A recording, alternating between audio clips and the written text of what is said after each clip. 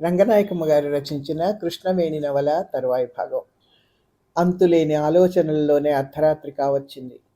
కృష్ణవేణి లేచి కిటికీకి దగ్గరగా కుర్చీ తరపు కూర్చుంది. నుదుటి మీద చెయ్యేసుకొని అలా వెనక్కి పాలు పడుకుంటే ఎందుకో అకస్మాత్తుగా శాంత గుర్తొచ్చింది. శాంత, తన చుట్టూ ఉన్న వాళ్ళందరికీ శాంతి ప్రసాదించే శాంత. నిశ్చింతగా గాఢంగా భర్త కౌగిల్లో నిద్రపోతూ ఉంటుంది, లేదా చిన్నారి పాపాయిని గుండెల కాంచుకొని పడుకొని ఉంటుంది. ఏదైనా శాంతి ప్రసాదించే కమ్మటి నిద్రే. ఈ విషమ పరిస్థితుల్లో శాంతగానే తన దగ్గర ఉంటే ధైర్యం చెప్పేది, ప్రేమతో ఏదైనా సలహా ఇచ్చేది. మొహం మీద వెలుగు పడుతూ ఉంటే కళ్ళు తెరిచి చూసింది కృష్ణవేణి. కిటికీలోంచి గదిలోకి వెన్నెల పడుతూ ఉంది. బయట రోడ్డు, కాంపౌండు తెల్లగా ఉన్నాయి. దొడ్లో చెట్లన్నీ విస్పష్టంగా కనిపిస్తున్నాయి. లోపల బయట పండు వెన్నెల. ఏనాటికైనా తన బతుకులో ఈ చీకట్లు తొలగిపోయి నిండు వెన్నెల ఆవరించుకుంటుందా? కృష్ణవేణి గుండెల్లో ఏదో ఆశారేఖ.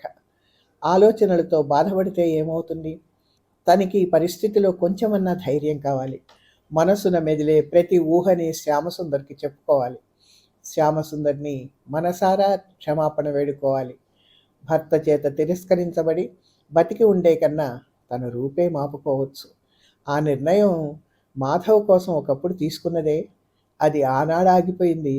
కానీ త్వరలోనే దాన్ని శ్యామసుందర్ కోసం పాటించాల్సి వస్తే సంతోషమే. గతమంతా పూసగుచ్చినట్టు చెప్పాలి. ఆ గాథలో తను దోషో నిర్దోషో క్షమార్హురాలో కాదో ఆయనే నిర్ణయిస్తారు. కృష్ణవేణికి ఏదో ధైర్యం, తన సమస్యను తానే చక్కబరుచుకోవాలనే పట్టుదల. లేచి లైట్ వేసింది.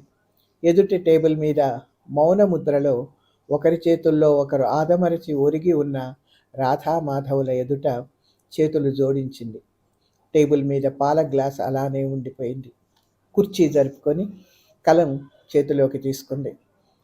ప్రియమైన మీకు హృదయపూర్వక నమస్కృతులు. మీ ఉత్తరం చేరింది, చదువుకున్నాను. మీరు చేసుకున్న నిర్ణయానికి నేనేమైపోయినా మీకు అవసరం లేదన్నారు. నేను చెప్పుకుంటున్న ఈ చరిత్రని కరుణించి తిరస్కరించకుండా చదవమని కోరుకుంటున్నాను. ఆఖరిలో న్యాయ నిర్ణయాధికారం మీదే. దోషినో నిర్దోషినో క్షమార్హురాలినో కాదో నిర్ణయించండి. అదే మీ ఆజ్ఞగా నేను పాటిస్తాను. నన్ను మీ భార్యగా మర్చిపోండి. కృష్ణవేణి అనే ఒక అమ్మాయిగా మాత్రమే గుర్తుంచుకోండి. కన్యగా ఉన్న ఆ రోజుల్లో నేను సర్వ స్వతంత్రురాలననే అనుకున్నాను. ఎవరికీ సొంతమై ఉన్నదాన్ని కాదు. మాధవ్తో స్నేహం చేస్తూ తప్పుగా ప్రవర్తిస్తున్నానని అనుకోలేదు. ఆనాడు శ్యామసుందర్ని మోసం చేస్తున్నానే అనే ఊహే లేదు. ఆదిలో మాధవ్తో స్నేహం నేను కావాలని కలుపుకోలేదు. ఆఖరున ఆ స్నేహం కావాలనే తెంపుకున్నాను. అంతా అనుకోని విధంగా చేసుకున్న కర్మగా జరిగిపోయింది. స్నేహం చేస్తున్న వ్యక్తినే సొంతం చేసుకుంటాననే నమ్మకంతో అంత గాథ జరుపుకున్నాను. ఏ విషయాలని మరుగుపరచాలనుకోవడం లేదు ఈ లేఖలో. థర్డ్ ఇయర్ దాకా కాలేజీకి సిటీ బస్సులోనే వెళ్ళేదాన్ని. తర్వాత వేసంగిలో అన్నయ్య హాస్పిటల్ తెరిచినప్పుడే కారు కొన్నాడు. ఫోర్త్ ఇయర్ అంతా సిటీ బస్ ప్రయాణాలు చాలా వరకు తగ్గిపోయినాయి. మాధవ్ని చూసింది సిటీ బస్సులోనే. తోటి ప్రయాణికుల్ని చూసినట్టే చూశాను. మర్నాడు కూడా బస్సులో ఉన్నాడు. నిన్నటి అబ్బాయి అని మాత్రం అనుకున్నాను. మూడో నాడు వచ్చాడు. అప్పుడే అతన్ని 1-2 సార్లు విమర్శగా చూశాను. తెల్లటి తెలుపు కాకపోయినా తెలుపు. నిండైన ఎత్తైన విగ్రహం. మొహం చూడగానే కొట్టొచ్చినట్టు కనిపించే నొక్కుల జుట్టు, కాస్త మోటు అనిపించే పెదవులు, నిశ్చలమైన చూపులు. పరిశుభ్రమైన తెల్లని ఇన్షర్ట్లో గౌరవమైన వ్యక్తిగా కనిపించాడు. నేనంత విమర్శగా అబ్బాయిల్ని చూడడం అదే మొదటిసారి అనుకోవచ్చు. మగపిల్లలతో పరిచయాలు లేకపోలేదు. కాలేజీలో ఎంతోమంది మాట్లాడతారు. అన్నయ్య ఫ్రెండ్స్ ఇంటికి వస్తారు. అయినా వాళ్ళని లెక్క చేసింది లేదు. అతను వారం రోజుల వరకు రోజు సెకండ్ స్టాపింగ్లో ఎక్కేవాడు. మిగిలిన కాలేజీ కుర్రవాళ్ల మాదిరి ఇకలు పకపకలు సాగించేవాడు కాదు. అవసరాన్ని బట్టి ఏ కండక్టర్తోనో తూచినట్టు మాట్లాడేవాడు. మౌనంగా బస్సులో అందరినీ కలయ చూసేవాడు. నేను తలదించుకొని పుస్తకంలోకి చూపులు తిప్పుకునేదాన్ని. కానీ అతని చూపులు రాను రాను చురుగ్గా తగులుతున్నట్టు అనిపించేవి. ఓసారి క్లాసులో రేణుతో చెప్పాను. అతన్ని గురించి విని ఊరుకుంది. ఓనాడు అతను బస్‌కి రాలేదు. బస్సు కదిలే వరకు ఎదురు చూశాను. అతను లేకపోవడం నాకేంటో వెలితనిపించింది. ఇక రాడేమో అనుకుంటే బాధ వేసింది. అతనితో మాట్లాడనైనా లేదు. ఎందుకా దిగులు అని నన్ను నేనే ప్రశ్నించుకున్నాను గానీ, సరైన సమాధానం చెప్పుకోలేకపోయాను. అతన్ని మరొకసారైనా చూడాలనిపించింది. మర్నాడు ఆ స్టాపింగ్‌లో ఆతృతగా వెతికి సంతృప్తి పడ్డాయి నా కళ్ళు. సీట్లో కూర్చున్నాడు. నిగనిగలాడే అతని బూట్లు చూస్తూ కూర్చున్నాను. ఒక్కసారి అలా చూపులు పైకి పాకించాను. నన్నే చూస్తున్నట్టుగా నా కళ్ళల్లోకి చూసి నవ్వాడు. బిత్తరపోయాను. చిరాగ్గా నుదురు చిట్లించి తల తిప్పుకున్నాను. బస్‌లో అంతమందిలో మొఖంలోకి చూసి నవ్వడం. ఛ! ఎంత సాహసం! ఎన్నడూ లేనిది ఏమిటిది? అదే విసురులో మరి వెనక్కి చూడకుండా కాలేజీ ముందు దిగిపోయాను. కానీ అతను ఆ రోజు నాకన్నా ముందు కాలేజీ దగ్గరే దిగి నడక సాగించాడు. అతను దిగింది నేను చూడనే లేదు. నేను అతనిని దాటి వెళ్ళిపోతున్నాను. ఒక్కడుగు దూరం దాటి ఉంటానేమో, వెనక నుంచి మాటలు వినిపించాయి. ప్లీజ్ సాయంత్రం రాణి పార్క్కి వస్తారా? నేను అర్థం కాక వెనుతిరిగి చూశాను. అతను తిరిగి బస్ దగ్గరికి వెళ్ళిపోతున్నాడు. నా దగ్గరలో ఎవరూ లేరు. నిశ్చయంగా నాతో మాట్లాడింది అతనే. తలుచుకున్న కొద్దీ నమ్మలేకపోతున్నాను. ప్లీజ్ సాయంత్రం రాణి పార్క్కి అంటే సాయంత్రం రాణి పార్క్కు రమ్మని అర్థం. ఎవరిని? నన్నే. ఎందుకు? క్లాసులో రేణుని చూస్తూనే ఆ సంగతి చెప్పాలనుకున్న దాన్ని ఎవరో ఆటంకం పెట్టినట్టు ఆగిపోయాను. ఎంత స్నేహితురాలైనా నాకు ఆ విషయం నా మనసులోనే రహస్యంగా ఉంచుకోవాలనిపించింది. ఆనాడు అతనే పదే పదే కళ్ళకి కనిపిస్తున్నాడు. అతను నవ్వడం, పార్కుకు రమ్మనడం చిత్రంగా తోచాయి. ఎందుకంత పరధ్యానంగా ఉన్నావు? అంది రేణు చాలాసార్లు. ఛ! లేదే అంటూ నవ్వేశాను. సాయంత్రం కాలేజీ వదలగానే రేణు వాళ్ళింటికి రమ్మంది. అలా చాలాసార్లు ఒకరింట్లో ఒకరం గడపడం, ఒక్కోసారి రాత్రుళ్ళు కూడా ఉండి చదువుకోవడం పరిపాటే. ఆనాడేదో సాకు చెప్పి బస్ కోసం చూడకుండా రిక్షాలో ఇంటికొచ్చేశాను. పార్కుకి వెళ్ళాలా వద్దా అని మనసులో ఒకే ఘర్షణ. అతను పిలిచాడు. రేపు బస్సులో ఏమనుకుంటాడు? ఎందుకు పిలిచాడో వెళ్ళొస్తే ఏం పోతుంది? అతని మీద నాకు గల సద్భావంతో వెళ్ళడానికే నిర్ణయించుకున్నాను. 2 జడలు మార్చి ఒక్క జడ వేసుకున్నాను. కాళ్ళకి ఎర్రటి జోళ్ళు, చేతిలో తెల్లటి రుమాలు తప్ప ఏమీ లేవు. వదిన చూసిందంటే 1,00,000 ప్రశ్నలేస్తుంది. పిల్లిలా వీధిలోకి పరిగెత్తాను. మా ఇంటికి రాణి పార్క్ దగ్గరే. గేట్లో తేలేసరికి లోపలికి పోకుండా కాళ్ళు సమ్మె చేశాయి. నన్ను నేనే నిలదీసి ప్రశ్నించుకున్నాను. అతనెవరు? నేనెవరు? బంధువులమా? స్నేహితులమా? 10 రోజుల పాటు బస్సులో కలిసి ప్రయాణం చేసినంత మాత్రాన ఏమిటి ప్రవర్తన? కొత్తగా వచ్చిన లెక్చరర్ని విష్ చేయడానికి రేణుతో కలిసి వాళ్ళ ఇంటికెళ్ళి, అప్పుడు సినిమా ప్రోగ్రాం వేసుకున్న ఆయన తనతో పాటు సినిమాకి రమ్మని కోరితే ఇంటి దగ్గర ఏ ఆటంకము లేకపోయినా రేణు ఒప్పుకున్నా ఎందుకో తనకే నచ్చక ఏదో వంక చెప్పి పార్డన్ కోరి వచ్చేశాం కదా. ఈనాడు ఈ విపరీతం ఏమిటి? ఆలోచనల దారి ఆలోచనలదే, నా దారి నాదే. పరిసరాలన్నీ కళ్ళతో గాలిస్తూ గేట్లోకి నడిచాను. అతను కనిపించాడు. నాలాగే తెల్లని బట్టల్లో కనిపించాడు. స్పీకర్ దగ్గర ఏవో పాటలు వింటూ పచ్చగడ్డిలో పచార్లు చేస్తున్నాడు. నన్ను చూస్తూనే ఎప్పటి చిరునవ్వుతో దగ్గరికి వచ్చాడు. రండి, అలా పైకి వెళదాం అన్నాడు. మౌనంగా అతని పక్కన నడిచాను. కొంత పైకి వెళ్ళాక జనం అంతగా లేని ఓ చోట పచ్చని పొన్న చెట్టు కింద కూర్చున్నాను. నేను కుదురుగా దూరంగా తలవాల్చి నేల చూపులు చూస్తూ కూర్చున్నాను. నిజంగా మీరు వస్తారనుకోలేదు. చాలా సంతోషం అన్నాడు. నేను మాట్లాడలేదు. నిన్న ఇదే వేళకి ఈ పార్కులో తిరుగుతూ ఉంటే ఎందుకో మీతో మాట్లాడాలనిపించింది అన్నాడు. విని ఊరుకున్నాను. అంత చొరవ చేసి అడిగినందుకు ఎలా భావిస్తారోనని చాలా ఫీల్ అవుతున్నాను. కానీ నా కోరిక మన్నించి వచ్చారు. అతను నా మొహం చూడడానికి ప్రయత్నిస్తూ అన్నాడు. దానికి నేను ఏమనాలో తెలియక కర్చీఫ్ మడతలు పెడుతూ కూర్చున్నాను. అతను ఓ క్షణం ఊరుకున్నాడు. "మీకు మాటలు రావా? మాట్లాడడం లేదా?" అన్నాడు కొంచెం హాస్యంగా. ఒక్కసారి అతని మొహంలోకి చూసి తల తిప్పుకున్నాను. జవాబు ఏం చెప్పాలో చేతకాలేదు.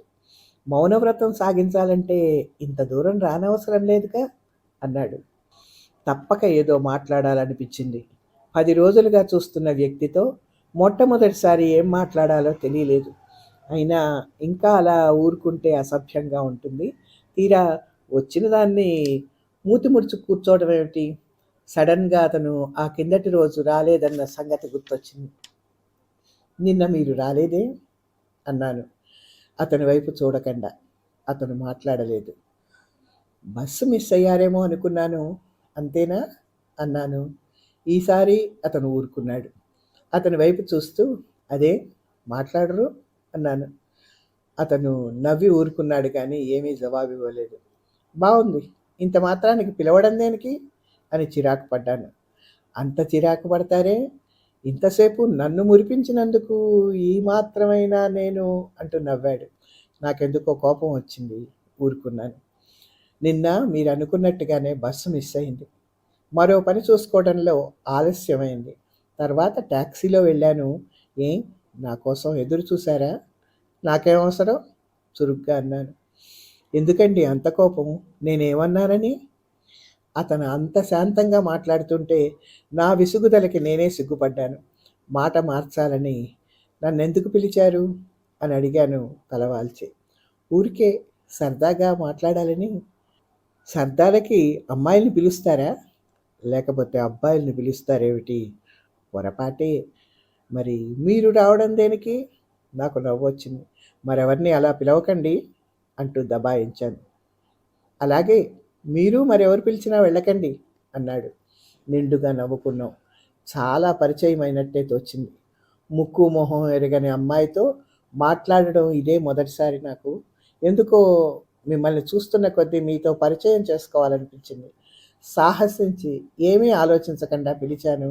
మీరు తప్పుగా భావించకుండా వచ్చారు. ఇంతకీ మీ పేరేమిటో తెలీదు? మీ పేరు నాకు తెలీదు. ముందు నేను కదా అడిగాను. ముందు మీ పేరు చెప్పండి. తర్వాత నా పేరు చెప్తాను. మీరంత పట్టుబడితే పేరేం కర్మండి. అడ్రస్ అంతా ఇస్తాను.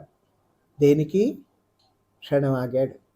మీకు అభ్యంతరం లేకపోతే మీతో కలం స్నేహం చేయడానికి. నాకేమిటో అర్థం కాలేదు. నాతో కలం స్నేహమా? అంటే మీకు ఇష్టమైతేనే అనుకోండి. మొహమాట పడాల్సిన అవసరం లేదు. చాలా కుటుంబాల్లో అభ్యంతరాలుండొచ్చు. ఆ విషయాలు తర్వాత కానీ మనం చెయ్యబోయే కలం స్నేహం ఎలా ఉంటుంది? దూరదేశాల వాళ్ళైతే ఉత్తరాల ద్వారా ఒకరి సంగతులు ఒకరికి తెలియజేసుకుంటారు. అంతేకాని మనకి దూరదేశం కాకపోయినా నేను దూరంగానే ఉన్నాలేండి. ఉత్తరాలు ప్రారంభిస్తే సమాధానాలే దొరక్కపోతాయా? ఏమో నాకంత ఉత్తరాలు రాసే నేర్పు లేదండి. అటువంటి వంకలు వద్దు. మీకు మనస్ఫూర్తిగా ఇష్టమైతేనే చెప్పండి. నేను నా ఉద్యోగ విశేషాలేవో రాస్తూ ఉంటాను. చిన్ని చిన్ని జవాబులు ఇవ్వచ్చు కదా. మీ ఇష్టం. అడ్రస్ ఇవ్వనా? కాదనలేకపోయాను. తీసుకుంటే పోయేదే కదా అనే ఉద్దేశంలో ఇవ్వండి అన్నాను. అతను పర్సులోంచి చిన్న కాగితం తీసి రాసి నాకు ఇచ్చాడు. దాన్ని చేతిలోకి తీసుకొని ఎన్నాళ్ళుగానో తెలుసుకోవాలని ఉన్న ఆతృతతో చదివాను. మాధవరావు ఇంజనీర్. మనసులోనే ఉచ్చరించుకున్నాను. నాగార్జున సాగర్ డ్యామ్ ప్రాంతాల వివరాలు ఆ పేరు కింద ఉన్నాయి. ఇంతవరకు మీరేదో స్టూడెంట్ అనుకున్నాను. మీకన్నా పెద్ద అబ్బాయిలు మా క్లాసులో ఉన్నారులేండి. మీరు ఇంజనీర్ అన్నమాట అన్నాను. ఆ కాగితం మీద అతని రైటింగ్ చూస్తుంటే నవ్వొచ్చింది. ఎందుకు నవ్వుకుంటారు? నా రాత బాగలేదా? బాగాలేకే. స్నేక్ డ్యాన్స్లా ఉంది. స్నేక్ డ్యాన్సా? అదెలా ఉంటుంది? మీ రాతలా? నాతో పాటు అతను నవ్వాడు. గడుసువారే. బస్సులో అంత అమాయకంగా ఉంటారే. ఇక మీ పేరు చెప్పండి. వినాలని ఉంది. ఎందుకలా జాప్యం చేస్తారు? ఊహించండి చూద్దాం. కొంతసేపు ఊహ నటించాడు. సుగుణ అవునా? అన్నాడు. ఎందుకని ఆ పేరు ఊహించారు? మీ సుగుణాలు చూసి బస్సులో కుదురుగా కూర్చోవడం, బుద్ధిగా కాలేజీకి వెళ్ళడం, ఏమీ ఎరగనట్టు ఎదుటి వాళ్ళని శల్య పరీక్షలు చేయడం, పట్టుబడితే చిరాకు అభినయించడం. చాలండి. చాలా ఇంక కొన్ని చెప్పనియండి. మీరేమీ ఎరగనట్టు ఉదయం నా మొహంలోకి చూసి నవ్వారెందుకు? నాకు నవ్వొచ్చింది, నవ్వుకున్నాను. నవ్వొచ్చినంత మాత్రాన నవ్వితే ఏం ఊరుకోరు. వెనకాలే అడగడానికి వస్తారా? ఇద్దరికీ నవ్వొచ్చింది. మరి మీ పేరు చెప్పరు? అతన్నే అడిగి కాగితం, అడ్రస్ రాసిచ్చాను. కృష్ణవేణి అని. నా కళ్ళలోకి చూశాడు. ఎంత చక్కటి పేరు! పాత పేరే కదండి. కాదు, ఇటువంటి పేర్లే నాకిష్టం. కృష్ణవేణి అంటే నల్లని జుట్టు. మీ జుట్టు బారుగా ఉంటే ఇంకా బాగుండేది కదా కృష్ణవేణి అని నవ్వాడు. అతను నన్ను నా పేరుతో పిలిస్తే చక్కగా ఉందని అనిపించింది. నా జుట్టు బారుగా లేకపోయినా ఒత్తుగా ఉంది కదా. అయినా దేవుడికి పక్షపాతం కాకపోతే కొందరికేమో అంత చక్కటి నొక్కుల జుట్టు పెడతాడెందుకో. వాళ్ళేదో పుణ్యం చేసుకొని ఉంటారు. నేను అతని జుట్టుని గురించి అన్నానని గ్రహించి అతను చాలా గర్వంగా అన్నాడు. నేనంత పాపం చేసుకున్నానా? అంతే అయి ఉంటుంది అన్నాడు. కొన్ని క్షణాలు మౌనంగా గడిచాయి. అతను దీక్షగా నా మొహంలోకి చూస్తూ, మీకు బొట్టు ఇష్టం ఉండదా? ఈ 10 రోజుల్లో ఏ 2, 3 సార్లో మాత్రమే ఉంది మీ నుదుట తిలకం. రోజు అంత పట్టింపుగా చూస్తున్నాడా అనుకున్నాను. బొట్టంటే అయిష్టమేమీ లేదే, ఏంటో నిర్లక్ష్యం. తప్పనిసరిగా పెట్టుకోను అంటూ వేళ్లతో నుదురు తడుముకున్నాను. బొట్టు లేదు, పెట్టుకున్న గుర్తు లేదు. ఆడపిల్లలు ఎప్పుడు బొట్టు పెట్టుకోవాలి కృష్ణవేణి, లేకపోతే ఎంత అందమైన మొహమైనా చిన్నబోతుంది అన్నాడు. నేను నవ్వి, అలాగే కానీ మీ నాగార్జున సాగర్ డ్యామ్ విశేషాలు ఏమన్నా చెప్పండి, వింటాను అన్నాను. మా స్వంతమే ఉందండి, మనందరిది కదా. గవర్నర్ త్రివేది పట్టుదల, ఆంధ్రుల అదృష్టము. కృష్ణవేణి నది మీద కొండ దగ్గర ఆనకట్ట ప్రారంభమైంది. పేరు నాగార్జున సాగర్గా మార్చారు కదా. బాగుంది. మేమే అరణ్యాల్లో ఉంటున్నాం అనుకున్నారా? ఈ మాత్రం సంగతులు తెలియకపోవడం. మీ ఆఫీస్ ఎలా పనిచేస్తుందో, అందులో మీ డ్యూటీ ఎలా ఉంటుందో చెప్తే తెలుసుకుంటాను. ఇక్కడికి ఆపుతాను. ఎందుకంటే రచయిత్రి చేసినటువంటి సవరణల గురించి కూడా చెప్పాలి కదా. చాలా చిన్న చిన్నవే కానీ ఆ సర్దుబాట్లు కూడా చాలా చక్కగా ఉన్నాయనిపించింది. కృష్ణవేణి పాల గ్లాస్ టేబుల్ మీద పడేసి ఉంచితే అది ఎలాగో ఒలికిపోతే ఎంత చీదరక్కడ. తాగకపోతే ఒంటింట్లో పడేసి రావాలి. నిజమే కానీ కృష్ణవేణి చాలా విచారంలో ఉంది కదా. అప్పుడు ఆ పాల గ్లాస్ మాట ఎంత వస్తుంది? బడుగు పద్ధతిలో మొదట్లో అక్కడక్కడ రాసేదాన్ని. ఇందులోనూ అది కొన్ని చోట్ల ఉంది. దీన్ని మార్చలేదు, అలాగే ఉంచాను. ఇప్పుడైతే ఈ బడుగు పద్ధతిని నేను అసలు వాడను. ఇన్షర్ట్తో ఉన్న అబ్బాయిని గౌరవనీయుడైన వ్యక్తిగా వర్ణించానప్పుడు. ఇప్పుడు ఇన్షర్ట్లు, గౌరవనీయత్వాలు అన్నీ నాకు వ్యతిరేకం.